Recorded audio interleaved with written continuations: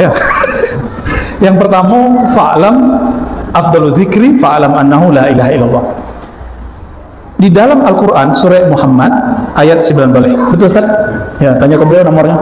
Kalau salah tolong dibenarkan Ustaz. Allah berfirman kepada Nabi Muhammad SAW, "Hai Muhammad, fa'lam, ketahuilah annahu, bahwasannya ia Allah la ilaha illallah." Itu ayatnya. Wastaghfir li dzambika sampai akhir ayat ya. Ketemu di Sunan Tirmizi. Imam Tirmizi itu murid Imam Bukhari, punya kitab judulnya Al-Jami' As-Sahih, terkenal dengan judul Sunanut Tirmizi, kitab hadis. Sama-sama dengan Imam Bukhari, tapi lebih mudah. Beliau menulis satu bab riwayat dari Nabi. Nabi bersabda, "Afdalul dzikri la ilaha illallah." Maka dek buya-buya kita digabung lagi. Fa'alam annahu afdalu dzikri fa'lam annahu la ilaha illallah, kira-kira gitu. Itu asalnya Pak. Jadi dapat dua keberkahan, pangkanya dapat hadis Nabi, tengahnya dapat Al-Quran. Baik, kira-kira buya lesahina ya, tolong ditegur. Terus yang kedua, istighfar ya. Istighfarnya sekali, 3 kali itu barang. Istighfar itu sama jo galeh kumuh. Kalau kumuhnya cuma bekas diminum, disiram seketek lah jadi itu. Itulah istighfar. Tapi kalau nyoba minyak ke dalam, makan cincang siang tadi, yoba bakoruk ke dalam. Itulah 3 kali, bisa 7 kali. Jadi si pemimpin zikir kau sedang merasa-rasakan hatinya, kira-kira lah pas belum masuknya. So la ilaha kan masuk ke dalam kalbu. Iza zukirallah wajilat qulubuhum, disebut nama Allah bergetar. Kalau tidak bergetar berarti istighfarnya belum oke. Dirasa-rasa. Kok mungkin kalau Ustaz Nasrullah 7 ya? Mungkin lebih ngamuk terus. Bertanya orang kepada Imam Al-Qushairi, dan Imam Qushairi meriwayatkan dari gurunya tentang apakah yang lebih afdal, istighfar atau la ilaha illallah. Itu sering kami sampaikan. Lalu dijawab oleh beliau, jika kainmu kotor, langsung engkau pakai atau engkau bersihkan terlebih dahulu? Kecek muridnya, kita bersihkan dulu wahai tuan guru, tuan syekh. Itulah istighfar. Baru lama makainya ya. Jadi zikir itu bisa jadi pakaian. Jadi pakaian zikir itu. Ini pakaian nan bagus-bagus itu tidak ada hasilnya kalau tidak ada kalimah la ilaha illallah. Yang ketiga apa? 3 kali dulu la ilaha illallah, baru hayu qayyum gitu. Ada beberapa panduan zikir, afdalul dzikri la ilaha illallah. Lalu orang-orang membaca hayyun baqin, hayyun mawjud, macam-macam ya. Yang inti itu dikata hayyun itu. Nabi SAW sering mengatakan ya hayyu ya qayyum. Maka Imam Al-Kattani mengatakan, siapa yang hatinya keras, maka bacalah ya hayyu ya qayyum. Jadi hati nan tuli yang pokak ya, ketika istighfar, setelah istighfar dijagoninya hayyu baqin, itu rahasianya. Jadi haynya itu dari dalam. Hay, coba baca ha. Yang pakar Mahorid itu beliau baca ha dari dalam enggak Ustaz? Kalau kita betul baca nama ha itu dari dalam, itu langsung merinding. Itu nama Allah. Hayy qayyum. Ya hayy qayyum. Maka salah satu doa yang ada di situ ayat kursi atau ayat kedua dari Ali Imran dibacakan kepada orang kesurupan, cepat sembuhnya. Sebab ada hayyu qayyum. Itu rahasianya. Maka ayat kursi bisa menyembuhkan. Ada lafaz hayy. Maka thariqah tertinggi dalam islah qalbu, memperbaiki qalbu, adalah thariqah Quran. So di situ ada makharij yang benar. Masalahnya orang awak nama beraja makharij, namanya beraja irama aja. Padahal sebelum irama, lu tanya Kak Uni Afrisa kan beraja makharij dulu. Kini orang mau irama langsung, nggak mau beraja makharij. Jadi orang rajin makharij betul, nggak akan kesurupan, dijamin. Sebab saraf-saraf di dalam itu akan menendang apapun yang masuk. Hai, bismillah, habis ada itu, habis adanya. Ini kalau mau anak kita aman, ajarkan itu. Fatihah cukup, apalagi bisa ayat kursi. Kira-kira gitu Pak. Itu rahasia hay. Adapun hayyun baqin, hayyun mawjud itu pilihan. Sebenarnya yang penting itu hayyun gitu, atau al-hayyun qayyum. Kalau kami memilih kalimat hayyun qayyum. Apa lagi kira-kira? Wah, Ustaz bertanya, dalam mak waduh. Ustaz banyak lah. Aku tertarik di sejarah tadi. Dan sempat bertanya ketika umrah. Dulu kan Syekh Ahmad Khatib Al-Minkabawi jadi imam dan Mufti di Mekah. Betul. Satu-satunya dari Asia. Terus cerita yang menyampaikan pelaksanaan amalan di zaman beliau dengan zaman kini jauh beda. Bedanya di mana? Bedanya itu dalam hal contoh kalau kunut dulu ada kunut kabarnya di Mekah. Iya, oke, betul. Sudah tuh kalau kini kan ada yang kunut betul. subuh. Terus seperti zikir keras dulu di Mekah tuh ada zikir yang karet. Nah kini tidak ada lagi. Jadi apa perbedaan referensinya itu? Apakah orang-orang dulu tuh menemukan hadis sehingga kini yang menemukan? Berarti tiktokunya beda. Wah, ini lebih berat lagi nih dapur nih. Antum aja jawab kan? Maulana Syekh Ahmad Khatib Al-Minkabawi atau Al-Minangkabawi. Kalau orang Arab nyebutnya Mangkabawi. Turunannya masih ada. Atau Minkabawi. Sama mereka nggak bisa nyebut Indonesia, susah. Nyebutnya Indonesia. Ya enggak? Indonesia. Gitu. Syekh Ahmad Khatib Al-Minangkabawi bukan orang Asia pertama yang jadi imam sebenarnya. Sebelumnya sudah ada imam-imam, Syekh Abdul Somad Al-Falimbani itu di Madinah dan kemudian macam-macam. Tapi untuk di Mekah betul Syekh Ahmad Khatib karena beliau disukai oleh Syarif Mekah. Syarif Mekah itu wali kota. Ya, keturunan Sayyidina Al-Hasan ya. Ya. Syekh Ahmad Al-Khatib Al-Minkabawi itu orang agam. Orang agam. Apa namanya? Koto Gadang. Nama lupa namanya. Betul, Pak? Kebetulan itu kampungnya Buya Asfi, dekat situ. Buya Asfi yang singa aswaja di sosmed, yang punya toko kitab Maktabah Suez. Buya Asfi, Zul Asfi, tamatan Candu, murid Syekh Ali Mustafa Yaqub. Beliau punya jid, punya kakek namanya Syekh Abdul Latif, itu murid Syekh Ahmad Khatib Minangkabawi.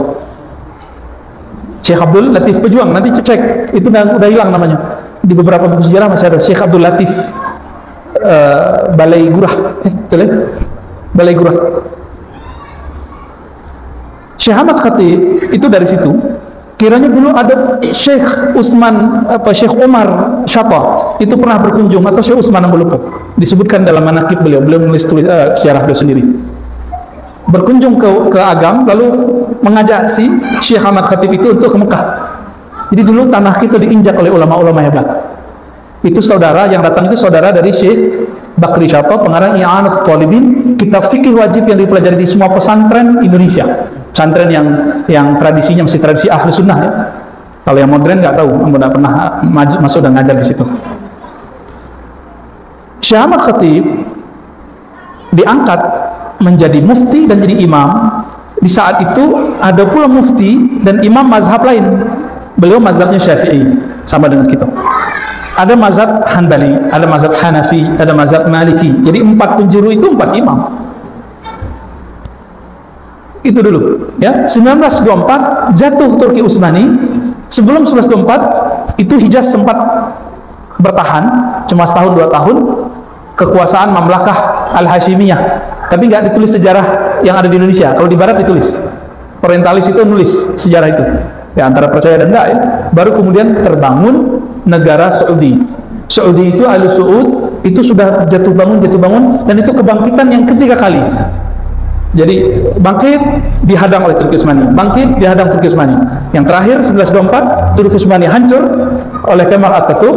Maka orang ulama nggak nyebut Atatürk, aduh Turk. Kemal musuhnya Turki. Ya, aduh Turki, musuh Turki, bukan pahlawan Turki bagi ulama ya. Tapi jangan cuma-cuma ngomong begitu di Turki, bisa nggak pulang-pulang. Ya. Turki jatuh, keluarga Saud generasi ketiga, kemudian mencoba ekspansi ke Mekah dan berhasil. 1924. Syekh Ahmad Khatib sudah meninggal. Ya. Waktu itu yang menggantikan gurunya. Nah, ini uniknya. Gurunya namanya Syekh Nawawi Al-Bantani. Syekh Nawawi Banten. Jadi itu guru menggantikan murid, unik kan? Jadi silsilah kalau kita baca sanad ilmu beliau itu dari Syekh Nawawi. Jadi Syekh Ahmad Khatib ngambil Syekh Nawawi, Syekh Ahmad Khatib ngambil dari Bakri Syatah, begitu.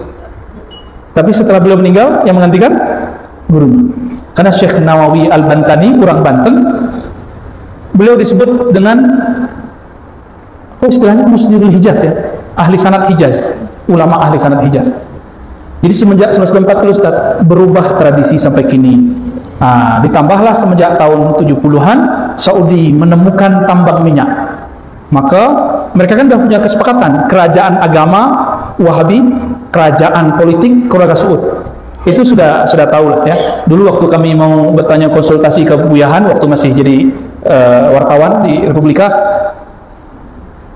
Buyahan, bisa enggak temukan berita kalau Wahabi itu dibiayai? Mau berapa berita katanya? Ya, gitu nantang. Oh, kalau udah begitu nggak usah nyari, berarti udah kebanyakan berarti. Ya emang betul ya, didananya. Akhirnya kami cari sendiri karena memang udah banyak. Tahun 70-an Pak Haji pulang pasti bawa buku, ya kan? Pasti 70-an, 80-an, 90-an semuanya bawa buku. Buku apa itu? Buku misionaris Wahabi. Itu bahasa seremnya. Ya, serem gak tuh? Misionaris Wahabi. Coba cek Pak. Dulu Pak Datuk Ir, Pak Ir, itu tunjukkan waktu haji apa ada PK. Itu dana kiranya buku mereka. Ada yang lembaran-lembaran kecil, ada yang terjemahan. Yang kita banyak itu sengaja brainwash lewat buku. Kan orang-orang awam kok, ya benar awam. Di Mekah nak doro Pak Ustadz dari mana gaji Pak Ustadz kok? Akhirnya muncullah kemudian ketidakpercayaan kepada guru-guru ustadz. Masya Allah, Pak Letkol, tafadhal. Aku dari Jakarta, aku datang Pak. Tamang-amangannya datang dari Jakarta kan. Silakan David Daus ya. Jaleh kira-kira. Tapi sampai tahun 70-an, 80-an awal, guru-guru kita yang ahli sunnah yang bermazhab, berakidah Asy'ariyah dan bertasawuf masih ngajar di Masjidil Haram. Terakhir tadi konflik Syekh Said Muhammad Ali Al-Maliki yang tadi itu konflik dengan murid bin Baz. Murid bin Baz dan Syekh bin Baz itu polemik, akhirnya beliau tidak boleh ngajar di Mekah. Ada video terakhir beliau lagi di Mekah ngajar di Masjidil Haram. Maka beliau pindah ke satu tempat namanya kini Ursaifah. Kini muridnya di Muadi Muhammad ya. Ini anaknya Said Ahmad. Kami pernah ke situ berkunjung mendengarkan kajian beliau. Seberangnya ada Syekh Muhammad bin Ismail Zain, guru beliau. Antum waktu sana dikasih buku banyak ya. Jadi kalau Buyahan datang ke situ itu dihormati. Oh Azhari dikasih buku tuh. Tapi kalau Ciputati, Jakarta, Betawi, tidak laku. Tidak laku ada. Tapi tidak masalah ya, spiritnya sudah kita ambil. Kita jadi semangat, alhamdulillah. Jadi kini masih ada yang berkunut masih, tapi di pinggir-pinggir Mekah. Kalau mimpin sholat tuh al-hakumut takasur tarawih, itu di pinggir-pinggir Mekah itu banyak. Al-hakumut takasur hatta 20 rakaat. Satu nafas tapi jelas. Ada ijazahnya itu, ijazah dalam qiraat. Kalau versi ahli hadis, makruh membaca Quran satu nafas. Soal Nabi yamuddu, Nabi mematkan dan memberhentikan setiap di akhir ayat. Alhamdulillahirabbil alamin. Tapi ahli qiraat meriwayatkan musalsal bil Fatihah itu nafas wahidah. Satu nafas. Dulu di Rusaifah, Said Agil Munawar mimpin sholat begitu. Lebih kurang. Yang penting tidak mengurangi makharij. Kan mat dan tidak mat itu kan ijtihad ahli tajwid kan. Ya. Bahkan mat lazim, mat wajib sendiri pun itu ijtihad, bisa diperdebatkan. Contoh ayat 7 Ali Imran, wa ma ya'lamu ta'wilahu illallah. Kalau qiraah kita baca berhenti, tidaklah tahu takwil tentang mutasyabihat kecuali Allah, kita berhenti di situ. Tapi qiraah yang lain Ibnu Abbas tidak diteruskan wasal. Ini tanda bahwa ilmu tajwid itu ijtihad ulama karena dia menemukan pola-pola tertentu dari gurunya. Musalsalkan, riwayatkan, wallahu a'lam. Panjang ilmunya, tanyalah kepada ahlinya. Nah, siapa yang sekarang ngajar di Kutab? Syekh Sa'ad. Oke, Syekh Sa'ad Nah, itu siapa imam-imam yang ingin bagus bacaannya, ngaji ambil sanad dan cara membaca yang benar ke beliau. So, sanad beliau termasuk paling banyak ini dan lumayan tinggi. Jadi silsilah itu tambah pendek, tambah berkelas. Syekh Sa'ad ya. Balik salam ilaih.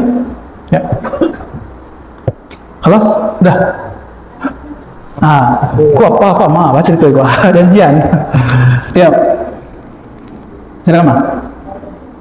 Itu yang kita bulan Muharram dianjurkan Ya, ya. Jadi bahasa umat Islam atau bisa awak Islam dengan apa menentukan terus manusia atau disebutkan dalam agama. Nah, ya, ya. Ya, ya. Jadi tidak mungkin bahwa mempunyai kebencian atau dendam. Pasti ada. Pasti ada.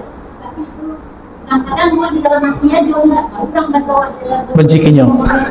Jadi itu kan bisa dibuat melepaskan aja dari sama orang. Iya, iya, iya. Bisa. Kan di situ yang penting di Quran itu kiranya perintah itu memberi maaf, betul nggak? Fa'fu wasfahu. Maka berilah maaf. Apa maaf afu dalam bahasa Arab? Afu itu kelebihan jiwa, kelebihan hati. Kalau bahasa Indonesianya berjiwa besar. Kalau berjiwa besar, ada orang yang menyinggung awak nampak seketik, sehingga tidak terhitung, tidak dihitung. Jadi pertanyaannya, apakah harus menghapus kebencian itu dengan menyebutkan satu-satu? Tidak. Cukup katakan, ya Allah, apapun kebencian di hati aku, tolong cabut dan hapuskan. Itu cukup. Itu kan Allah mudah. Allah kan bolak-balik kolbu mudah. Coba lihat, nih, waktu zaman politik. Yang dicoblos 02, yang menang 01. Yang dicoblos jadi menteri 0. Ya kan? Itu percepatan kolbu itu bisa berubah. Ya kan? Maka di politik kawan jadi lawan, lawan jadi kawan, kan ada politisi. Ya, kayaknya ada caleg-caleg yang lain nih. Ya. Itu betul. Cepat, ya Pak. Iya. Hari kini malam bekol berubah. Bisa akan sama. Tuh, praktisi. Itu terjadi. Politik itu dimanapun ada akan memecah. Dimanapun ada akan memecah. Masuk ke masjid, mecah masjid. Ustaz, masjid harus berpolitik. Bukan, Islam mengajarkan berpolitik, tapi masjid tidak mesti berpolitik. Dua hal yang berbeda. Dulu Nabi membicarakan politik di masjid. Dulu kan tuanya Nabi di masjid.